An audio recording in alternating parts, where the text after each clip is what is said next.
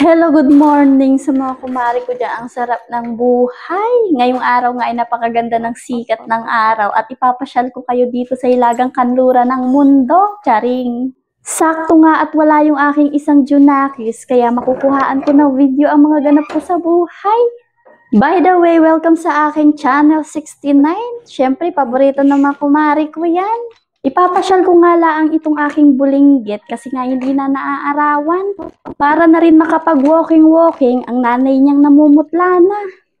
Dito nga sa amin ay maaliwalas yung daan. Hindi ka nga matatakot na baka may biglang sumulpot na sasakyan.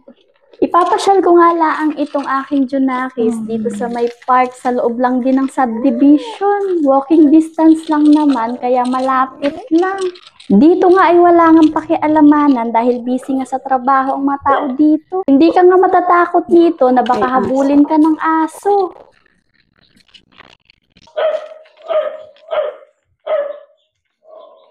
Siyempre, hindi lahat ng sinasabi ko ay totoo. Dapat lagi ka pa rin alisto. Baka naman mamaya sagupain ka ng aso.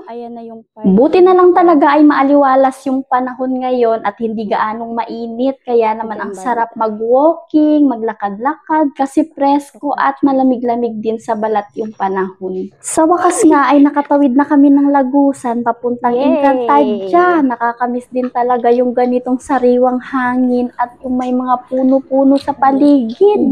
Nakakamiss lang yung ganitong mapuno, presko yung paligid. Alam nyo naman sa mundo ng kaguluhan, amoy utot na yung hangin. Marami-rami nga rin yung nag-walking at nagja-jogging dito, lalo na yung mga medyo may edad-edad na, dito talaga sila napunta. Nag-usap ng grades. Sabi namin,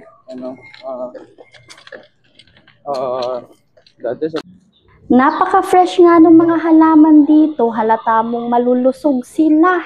Buti na lang talaga at hindi nadaanan ng flood control ito.